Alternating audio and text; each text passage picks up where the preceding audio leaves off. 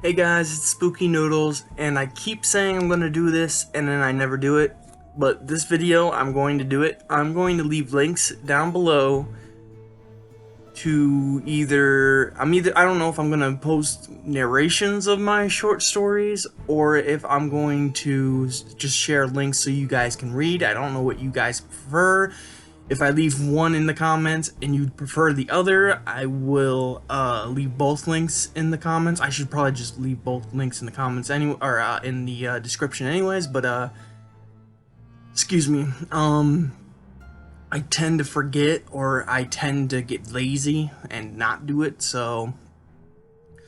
But if you guys want a taste of what I got, I can definitely put some narrations of my short stories, in the comments. I'm really hoping this one narrator reads a short story I wrote last year around Christmas time. I kind of missed the mark. I forgot to send it to him, and then when Christmas Day happened, I sent it to him, but it was already too late. He already released his Christmas horror stories, Christmas short horror story lists, or not lists, but he just write a bunch of short Christmas themed horror stories, and I missed the mark.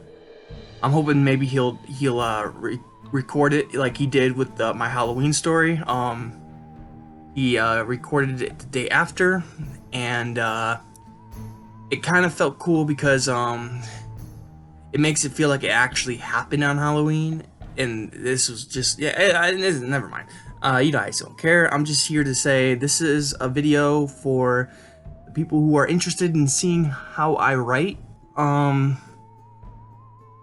I'm not saying I'm good, I'm not saying I'm bad, I don't want to say I'm neutral, but I'm here, and I want to be here, so I'm here, and I want to be here someday, but right here is where I am right at the moment. I used to be here, which you can't see because it's really low, but I'm improving, and I hope to improve even more.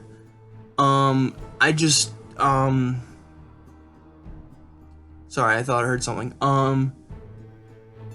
I just want to let you guys see how I write.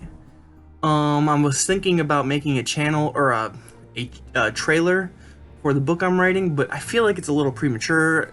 It's still in the rough draft stages.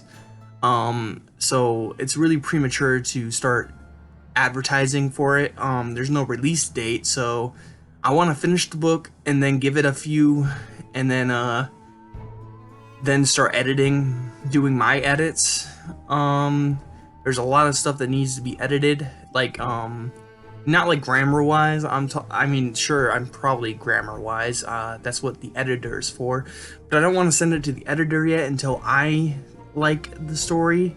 So there's like things like I haven't even named one of the characters in the book. They just go by Aunt.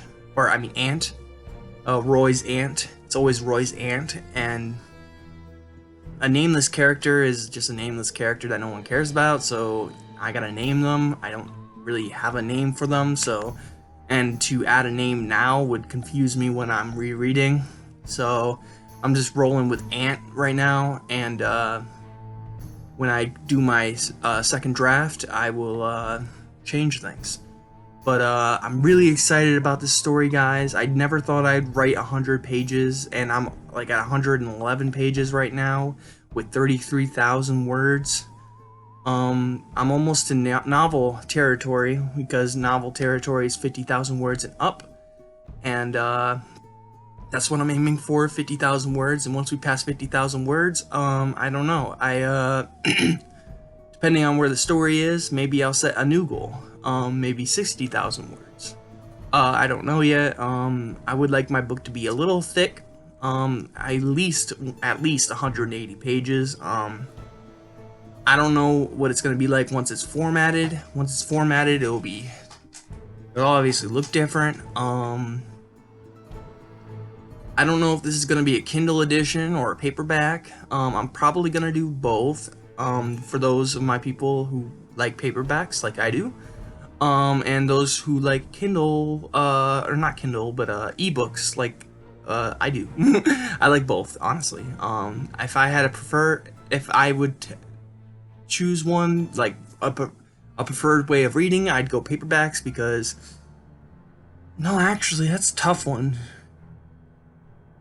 It's really tough because ebooks, you always have it on you, carrying around on your phone. So when you're in the bathroom or in a restroom, when you're waiting in line, you're not always carrying a paperback book with you. So an ebook is very useful when you just have it on your phone. You just whip it out and start reading a little bit.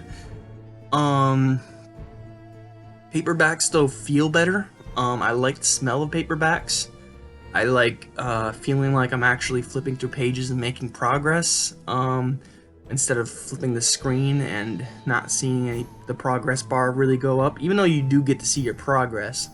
And for some reason, Goodreads is not registering my percentage. Like, I put in how many pages I've read so far, and it doesn't give me my percentage. I don't know what I did to mess it up, but I messed it up somehow. So now it doesn't tell me how much progress I've made with the book. It just tells me what page I left off on, which is kind of sad.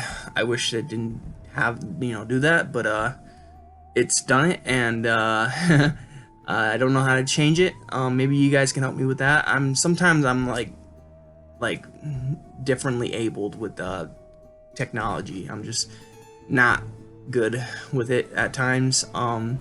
I know what I know, and when I get old, I'm definitely gonna be out of it because people will be playing virtual reality games and I will have no idea what's going on. So I really need to get with the program and learn how to do this technical stuff. Oh, someone messaged me or commented on something, but anyways, yeah, this is a video just so I can share my short stories with you guys. I can share a bad story, and I can share a good story. To be honest, I think I'm just gonna share my good stories with you guys, so you don't think I'm a horrible writer, because you will just think I'm an okay writer, probably. I've been told that I don't use enough dashes, and I use too much, what's the word? I forget what they say, but I've had a few people who actually write books tell me, give me advice. Well, not advice, but, well, yeah, I guess it's advice. They tell me not to do things. Like, they say I should use more dashes. I should have the characters, like, stop saying, like, what they're doing and instead show what they're doing, kind of. You know what I mean? Like, I'll have a character, write a character, and he'll be like, okay, you can stand here, but I'm gonna go to the treehouse, and whether I die or not, it's up to me. And it's like, oh, why would you really say that? It's kind of weird, kind of monologuing, you know? I tend to do that a lot, where I say what the character's doing. Like, I have the character actually say what they're doing, and instead of showing it, at least that's what I've been told I do. Whether or not that's true, I don't know. I've had one person tell me that, and another person tell me I don't use enough dashes, and to stop it with the semicolons. They said semicolons ruin stories. I don't know. I got a tattoo of a semicolon on me, so I love using semicolons. I'm just kidding. That's not why I have the semicolon on me. Yeah, so yeah, this is a video for you guys who are interested in my writing, to check out. I will also leave at the end of the video the cover for my story, because I'm so stinking proud of it. I will also leave my shorts collection of stories, or my short story collection, cover, for Gray Matter. For those who don't know, my pen name is Nicholas Gray. Yeah, I don't go by Spooky Noodles for writing. That would be a little bit, weird. People will be like, yeah, who's the author? Spooky Noodles?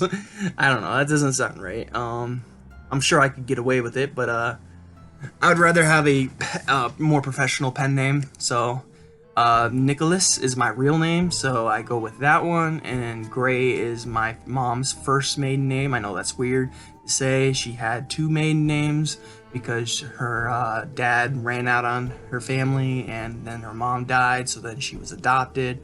So she had her first last name was Gray, so it was, I'm not going to say her full name, but I'm just going to say it was Gray. And then she turned into Kufta, which was also on my mind. I was thinking about using Nicholas Kufta. Anything but Nicholas Dennis, honestly. And it's not a jab at my dad. I really hope he doesn't think that it's a jab at him at all. It's just, for a horror writer, I want something spooky sounding, and Gray kind of sets it just kind of sounds a little scarier than Nicholas Dennis. I mean, there's a whole thing out there saying don't trust a guy with 2 first names, you know? That's an actual saying. So, like, now I have 3 first names, Nicholas Edward Dennis. So don't go looking me up now. So yeah, that's why most people call me. Well, actually, no one calls me this, but some people, when they found out those were my initials, they were like, "Oh, Ned. I'll just call you Ned." And then I was like, "Oh boy." And then I move, and I'll be like, "Phew, I got out of that situation," because no one wants to be called Ned. It's weird. My sister calls me Nedward sometimes because it's, I guess, my middle name combined with my initials, Ned and Edward, so Nedward. Anyways,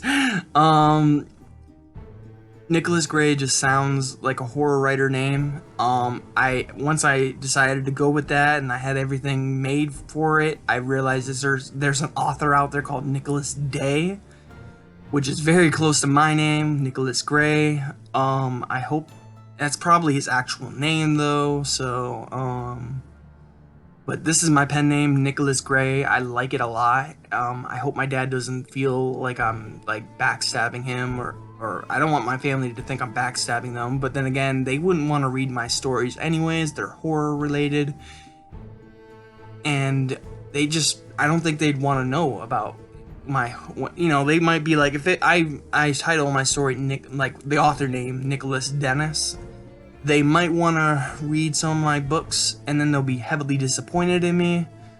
Not because my grammar's bad or the writing's terrible. They'd just be mad at me because I wrote such terrible things, you know, in a book. They'd be like, "Why did you torture that poor frog? That poor frog did nothing." So, you know, I don't want people to think that I'm like, that I'm going against my real name or anything like that. Just Gray sounds more scary and spooky sounding, and it's not 2 first names. And it's kind of in a sense, not really, but in a sense, it's kind of honoring my first grandmother on my mom's side, and kind of, in a sense, my grandfather who ran out on my mom. We all forgave him for leaving my mom and my mom's mom. It's weird. Do you call someone a grandmother if you never met them? You know, I consider her my grandma. So yeah. But yeah, as soon as Steve, my grandpa, ran out, he went to California, met another girl, had another daughter, had a whole life there. And to them, he was the greatest dad ever. And my mom just never got to experience that. So, you know, and then my mom's mom died from, I think, either it was either alcohol abuse or something else. Everything correlated to her alcohol abuse. She ended up having a lot of seizures and brain trauma, and she eventually passed away at a young age too. I think she was in her 30s, and my mom's already outlived her mother. So, you know, even though my mom's in a lot of pain right now, I really wish she was feeling better, but, you know, unfortunately our genes aren't that great. We get early or early arthritis. We just get arthritis early. It's mostly because we're double jointed, like really double jointed, and our phalanges just kind of cramp up. Like, I'm already feeling hand pains, which stinks because I'm a writer and I like to type on my computer and write stories. So soon I'm gonna have to get one of those Dragonfly. I don't know if you've seen the commercial for Dragonfly, but they wear a headset with a little mic and they just talk to the mic and it comes up on the computer, kind of like talk to text for your phone. Ooh, Lula. Lula, hey baby girl, where'd you come from? Oh, thanks for the kisses. Thanks for the kisses. Please don't step on my computer. Please don't step on my computer. Are you saying, Nick, you're talking too much? I think it's time for you to turn off the computer. Good girl. Alright, so we got Lula in the video now. Say hi, guys. It's Lula. Lula's my dog, if you are new to this channel. She almost appears in like every video somehow. Like she'll bark, or she'll bump the laptop, or she'll be laying next to me. She's a star of this channel, honestly. This channel has nothing to do with me. This is really a Lula reviews channel, and Lula hates every book. She is so yeah, I'm talking about you. She is so picky. If it has nothing to do with bones, then she has no interest, right, Lou? Lou's like, actually, I'm a literature fiend, and I literally read books that are only the highest prowess of writing. I read The Goldfinch and other stories that you can't touch yet because you're not good at reading, Nick. That's not nice, Lula. I'm sorry, I'm not crazy, guys. I'm not talking to my dog like that. Anyways, what was I saying? Before Lula decided to come and be the star of the show. Now I gotta take a second. Why do you have paint on your fur? Where did you get paint from? Why are you playing in paint? Is Mom painting? I don't know. We were talking about my last name. I was giving you a little history, brief history about my family. My mom's mom died. Sorry for Lula's butt in the corner there. My mom's mom, I'll give her some room so she can lay down. Oh, she decides to leave. All the women in my life, they just leave me. Anyways, what was I talking about? I was talking about a little bit of my lineage. So my grandma, what was her name? See, this is how much it really, I know about, because I barely know her name. I just know her as Grandma, or my mom's mom. I think her name was, there. I just can't remember at the moment. If my mom happens to come upstairs and hear this conversation, she'll probably tell me. I don't want to say it was Mary. I think we had a Grandma Mary, but I don't think that was her name. I almost want to think it starts with a G. Oh no, wait. Gwendolyn was my mom's nickname in high school, I think. So what was her mom's name? Steve was Grandpa. I feel like it was Mary. I can't remember at the moment, but I think it was Grandma Mary. And I'm probably really wrong, and it's probably something else. I just can't think of her name at the moment, so we're gonna roll with Grandma Mary, or just Grandma. Let's just roll with Grandma. She passed away. It was something to do with her brain. I can't remember. I wasn't alive yet. I wasn't even a thought. I don't even think my mom was seeing my dad at the time. She was still in high school. So it was a very hard time. My mom had a hard life. It makes me sad that her life was so hard, and her life only gets harder as she goes on living. Like, she had emotional and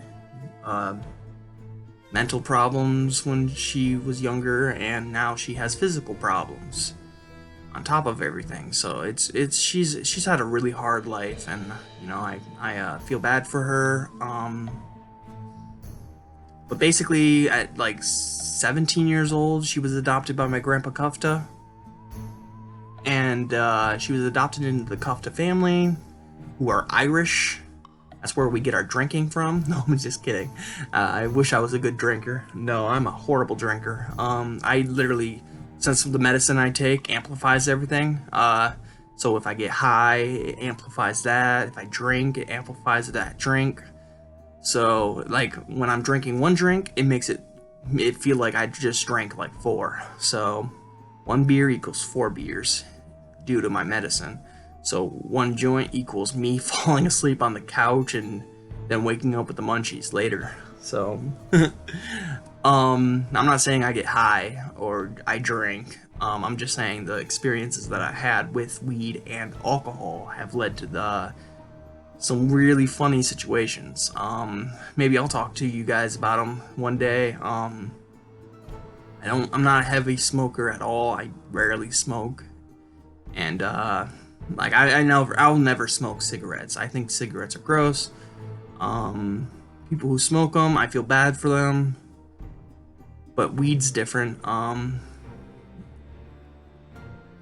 And alcohol, the problem with alcohol is that it's such like in my mom's genes, alcohol is a disease almost. Once we start drinking, we have problems stopping, and it's just that alcoholic gene that we carry. This addicted gene that we have. Like my mom, she wasn't drinking a lot, but she smoked, and she would smoke like 2 packs a day, or not a day, but she'd go through 2 packs in a week, and she relied on it. It would determine whether she would have a good day or not if she had a smoke. It's just this addicted gene that we have, and I have it too, unfortunately. My brother doesn't have it, and I'm not really sure about my sister, but I know I have it because I drink energy drinks like crazy, you know? And I know that I can't just have one fruity drink, I have to have another fruity drink. And that fruity drink, once I have 2 fruity drinks, I'm done, I'm gone, I'm falling asleep. Like, I'm no good for anything. Once I get 2 drinks in my system, I'm gone. I'm serious. Like, okay, I'll share one funny story. I was on a date with this girl, my girlfriend at the time. We went on a date to Red Robin. We went to Red Robin a lot. She would get like a veggie burger or onion rings, and I'd try not to upset her because she was a vegetarian, so I'd get some salad or something like that. I can't remember what I ate. I might have eaten a burger in front of her once. I can't remember. I think she was pissed at me. But this time I didn't. I think I was being nice and trying not to eat something that would make her frustrated. But we got drinks. That's what we were there for. And I drank my drink so fast because it just tasted good. And I was like, done, you know. And then she's like, are you okay? I'm like, yeah, I'm a little thirsty though. She's like, here, have some of mine. So I started having a little bit of hers, and then next thing I know, I'm like, everybody, we should be dancing on the tables. And then I was like all silly, and the waitress would come, and I'd be like snickering, like looking like a little kid almost under the table. I'm like, oh man, does she know? Does she know? And she's like right there, like, I think I know, you know? So yeah, that was one funny situation where I drove us to that restaurant and she ended up driving us home. She didn't have much of her drink since I chugged it down, so she had like half a drink and I had 1.5 drinks. So and we didn't. I don't think we even ate our food. Honestly, I think we just had the drinks and then we got everything to go. That was just one funny story. I've had other situations where I'll tell you guys in another video, because this is just a video to link you guys to my short stories. I didn't mean to go into a storytelling frenzy. Yeah, I guess I just needed to talk to someone. Because, sorry guys. But, is my phone in my pocket? Where's my phone? I don't know. How do I wrap this up? Well, I'll finish what I was talking about, my thought. And I gotta burp soon, so I'm sorry. It's gonna come out in the most inconvenient time, but, excuse me. There we go. I burp in every video, I swear. I'm so sorry, guys. It's like a thing of mine. No one steal my thing. No one burp in their videos. yeah, Kuftas were really nice to my mom, and they're great people. We used to go to my great grandma Kay's house every Christmas. So the past like 3 Christmases have been dull without her. We've been celebrating Christmases with my grandpa. He came back into our lives. He had a little bit of I don't want to say a depression spell, but I would say he got sad and started drinking a lot, and his brain started shrinking, and he lost a walnut size of his brain. But he's a genius, so really it just kind of knocked him back a little bit on the smart chart. But he's still really smart. My grandpa's probably gonna be with it for a long time. He's just a really smart guy. He's trained his brain a lot, and I'm very proud of my grandpa. Honestly, I'm proud of like most of my family. Like my family has done leaps and bounds better than they were supposed to do. My mom's great at what she does, and she's just amazing.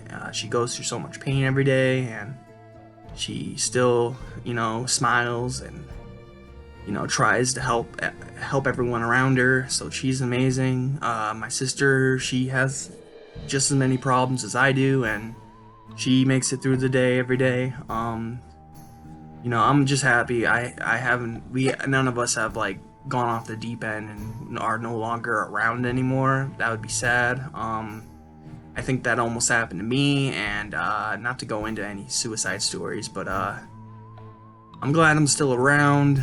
I'll take depression spells every once in a while if it means living. I'm very proud of my family, though, is what I'm trying to get at. They all have some obstacles, and we've all overcome them. I don't mean to gloat or anything, but I've had the most obstacles, and I've leapt over them, and I did stuff I never should have done. And that one of them is graduating or getting my GED. Wasn't supposed to do that. Like my dad gave me $100 because he said once, like, he was so confident I wouldn't get my GED, but he wanted me to get the GED. So he said he'd give me $100 if I graduated or got my GED. And then this year, I can't throw this year in the trash bin because one of the good things that happened this year is I got my GED, and he gave me $20 one day. He's like, "Oh, I didn't know I made that promise, so here's $20." And then when I went to go to his house for Christmas, he gave me the other 80. He said he felt bad, and he's like, "I don't remember making that promise, but here you go." And with that money, I got some books. So and with that money, I was able to get the Traveling Vampire Show, the Cemetery Dance Edition, which is beautiful, by the way. I'm so happy I own it now. I never thought I'd own it, and now I own it, so it's super cool. It's one of my best top collectibles. It's up there with my Ronald Kelly stuff. Ronald Kelly stuff just means a lot to me because I love him as a writer. He's my favorite writer of all time. So getting anything signed by him and his art in the books is just wonderful. Then I have I have Edward Lawrence's autographed book. That means a lot to me. I just ordered they're not gonna be in stock for a while. I don't know why. I don't know if this is like a vendor, I should say. And they have this book in stock. Like maybe they bought a bunch of the Bay's End and we're waiting to up the price or something. Or I don't know if this is Amazon selling it. I don't know if he allowed Amazon to restock or something like that. I don't know all I know is it's in stock, but it's shipping in like August. So I won't be getting that book anytime soon, but it's once I get it, it's gonna be like the next book I read. I hear great things about it, and it's my buddy Edward Lawrence, so I want to finally give him a read. We're friends. Not because I'm a fanboy, but we're friends because I watch his videos and they've helped me out through a lot of hard times. Excuse me. So where was I going with this? I'm very proud of all the people around me, is what I was getting at earlier. With my dad's $100, I bought books. That's where I was. I bought some books. I have a lot of coming of age books coming. I have a lot of coming of age books coming. That was kind of funny. To me, it was funny. And I shared with you the books an update of the books I have on my TBR. I got a lot of new coming of age books from my swap box partner, and I wanted to share with you the books. Neverland is a first-person narrative. I just found that out by reading the first page, and I'm very excited to read that book because the last time I read a first-person narrative book, it ended up terrific. It was The Traveling Vampire Show, and I just loved it so much. It's my second favorite novel. Actually, it's second favorite coming-of-age story of all time. I don't know if it's my favorite, like, my second favorite of all time. I think it might be my second favorite book of all time, actually, now that I think about it. I mean, the first two can't really be touched. I just love coming-of-age stories, and, you know, those two are great.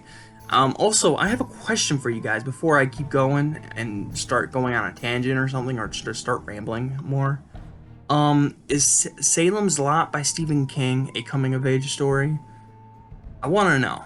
That's my question for this video. Is Salem's Lot by Stephen King a coming-of-age story? I know there's children in the book. I'm not sure if they're the main characters. I don't know anything about this book, to be honest. I never seen the movie, so I'm going into this book completely blind when I do go into this book. But if it's a coming of age book, then it's going in my pile and it's going to be read very soon. But if it's not a coming of age book, I might save it for later or slip it in when I feel like I'm getting a little burnout on coming of age stories. I'll slip in Salem's Lot. But if it's a coming of age story, it's gonna go in the TBR and be like second or third on the list. It might bump back Midnight Rain by James Newman a little bit. James Newman, Midnight Rain, and his new book, In the Scrape, are gonna be at the top of the TBR. I hear good things about James Newman, and I'm very excited to give him a read. I have a book called Hissers by Ryan C. Thomas. I see nothing online about him, really. I mean, I see a little bit online, but I see nothing on YouTube. So I'm very excited to give him a shot. And he's a English graduate for English and creative writing. He's very smart, is what I'm trying to get at. So his writing is gonna be on point. It's just some people are very smart and English majors and creative writing majors, and I got something on my laptop. But they can't tell stories. They're not good. They can't weave a story. They can't tell a story. And I think that's a talent on its own, telling stories. I think to improve your storytelling skills, you go to school and become a graduate for English and creative writing. And you improve your skill, your talent, and like you get a talent and then you can buff it up with skills, you know? And that's what Ryan C. Thomas, I think, did. I think he's I'm not sure, I haven't read him yet, but I figure he's probably a good storyteller, and he went to school, so if he is a good storyteller, he's amping up those skills with his graduation, or being a graduate. I give him huge props for being a major in whatever. I'm probably saying it all wrong, and he's like a junior. I don't know. I'm pretty sure he has a master's in English and creative writing. I'm pretty sure. I think that's what I read when I was reading up on him. And I hope he has the storytelling skills or talent, because you know, he's done everything to make his story writing better. You know, he's gone to school and became smarter, and he's probably a better writer for it. So I can't wait to give him a shot. I think I have a talent. I don't mean to toot my own horn or anything. I feel like I have that writing talent, the storytelling talent. But I don't have the education. So everything I've learned is really I learned on my own. I got some help from my grandpa and my sister and my mom, but I had no help from school. I'm hoping one day to change that. I'm looking into creative writing classes. I'm looking into creative writing classes, not glasses. Sorry. Looking into creative writing classes. I missed one this year. It was like in I want to say September. That's when it was. And I just missed the mark. I missed it. I looked it up and it already passed. So I'm hoping next year to be in a writing class. Just a writing class. Like it's like a 2-day thing, you know, where you go for 2 days and learn how to write a book.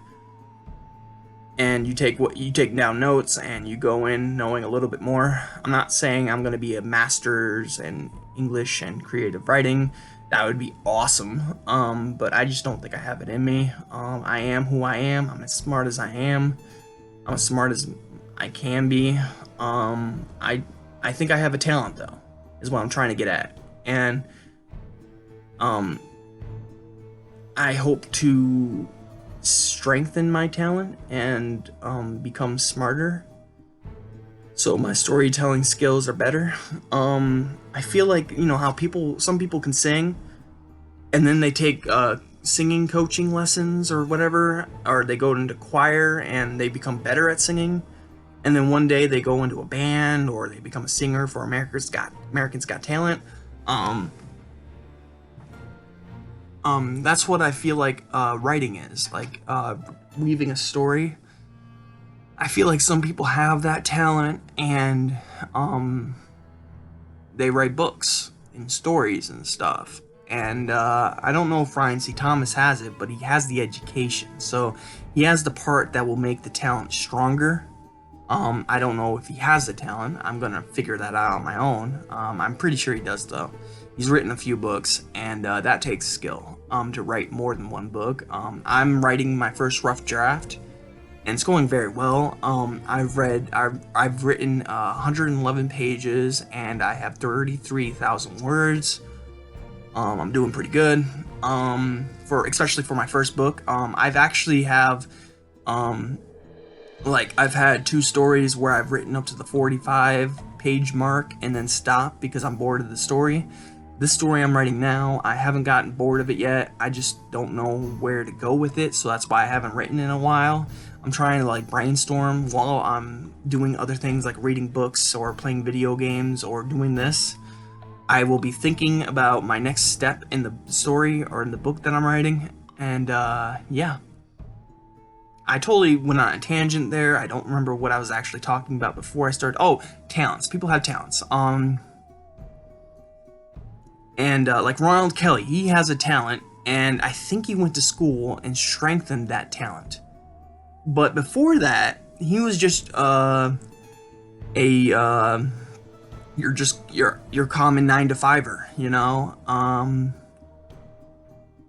And then one day he decided he was just gonna write books and wrote full time and wrote a bunch of good books for I don't want to say leisure. I think he did write for leisure, but zebra horror. He was a zebra horror author, and people told him that he was wasting his time with zebra, but he just didn't feel that way, I guess. Maybe he did think his talent was good, but that's all he could find work for was zebra and leisure. So his name is getting known now.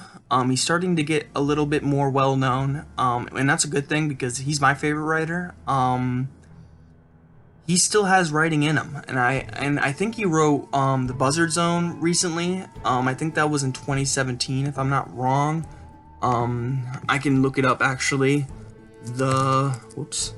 The Buzzard Zone by Ronald Kelly. There it is.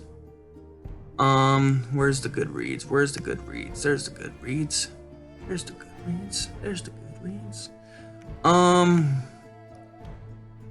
When did this book come out? Where do you see when this book came out? Published date is 2018. So that's December 2018. So it was like a year ago it came out. So, and it came out for Crossroad Press. I'm very, very excited about it to read the book. I've never read a zombie book, but I know a lot of people got burnt out on zombie books, and so when Ronald Kelly came out with his zombie book, people were already burnt out, and a lot of people don't buy zombie books anymore, so that's kind of a disappointing thing. But it looks like he took a new route to writing zombies, like the Buzzard Zone, with the buzzards flying overhead. It just makes sense that that would be a thing, and I haven't read the story, but I can't wait to read the story. I see only good things about it, but I'm pretty sure Ronald Kelly went to school. He has the story writing talent. He's 60 years old. That's awesome. His period of writing was from 86 to 96, and then 2006 to current day. At least that's what Wikipedia says. So, why I'm bringing up Ronald Kelly is he's a perfect example for having a talent and increasing that talent by going to school. I'm pretty sure he went to college, if I'm not wrong. No. He actually wanted to be a comic book writer. Where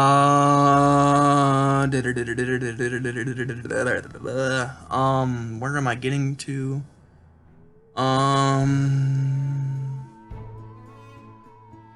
It doesn't say he went to school, but I'm pretty sure he went to school.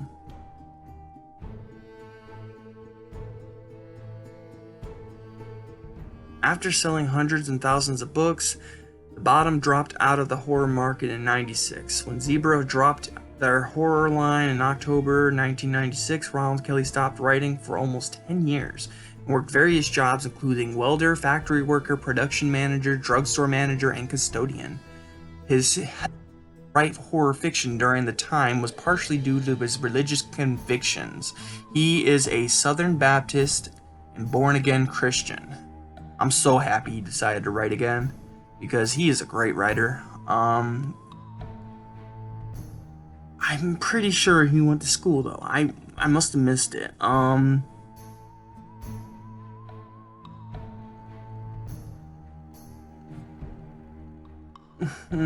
Sorry, guys.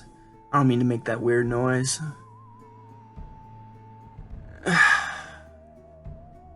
I just can't find...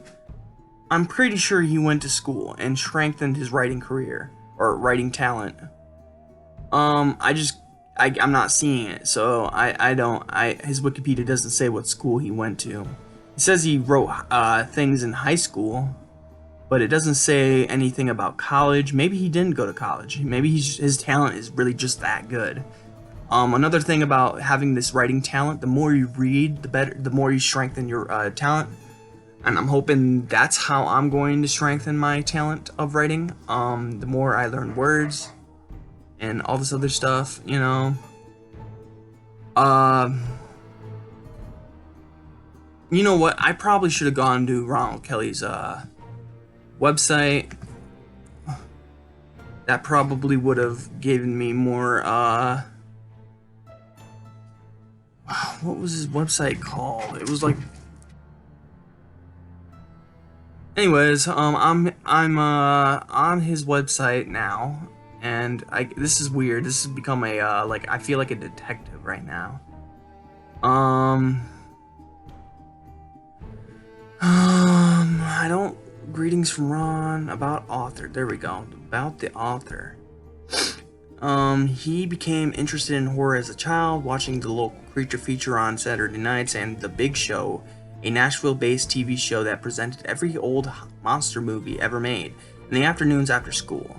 In high school, his interest turned to horror literature, and he read such writers as Poe, Lovecraft, Matheson, and King. He originally had dreams of becoming a comic book artist and created many of his own superheroes, but during his junior year, The writing bug bit him, and he focused his attention on penning short stories and full-length novels. Oh man, I wish I started early. Let's see here. This is about his writing. It talks about Zebra's downfall. It doesn't say anything about him going to school, so I'm surprised. I thought he went to school. But, you know, like, there's a lot of writers who went to school to improve their writing. And, yeah. Basically, my thing is, a lot of people have talents. And, they improve those talents. By going to school. And, that's what I'm going to try to do. Is I'm going to try to take some writing courses, or classes, and hopefully, something spawns out of it.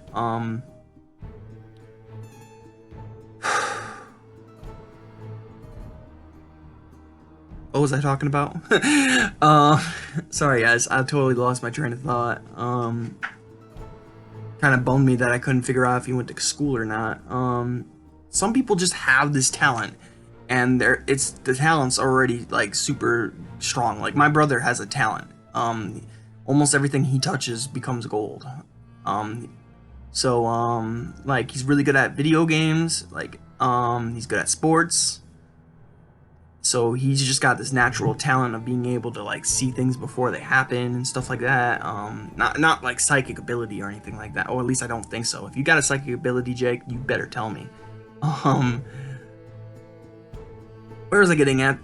Sorry, I'm losing my train of thought again. This is not supposed to be an hour video. I keep doing this where I keep talking. I don't know why I keep doing this. I'm sorry, guys. Maybe I'll try to clip some scenes so this isn't as long. My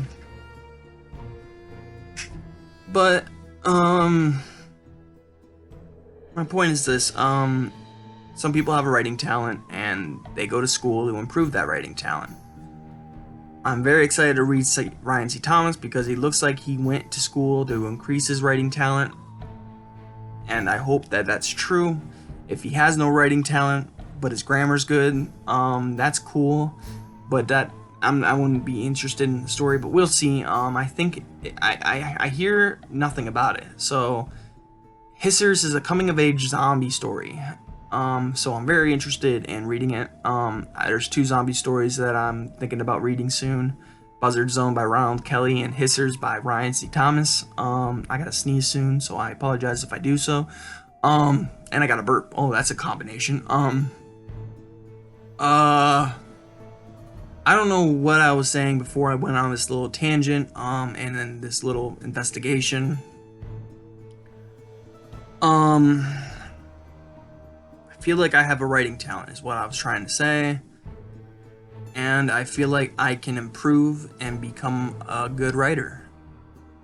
This video is supposed to be about my writing, so I'm gonna leave stuff in the link below, description below, my bad, and it will send you to narrations of my story.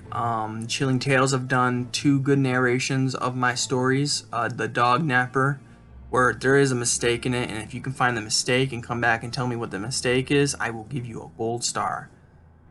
And then they narrated my story, The Portal in the Woods, which they were happy to do. I actually paid them to narrate my stories, in a sense. Like I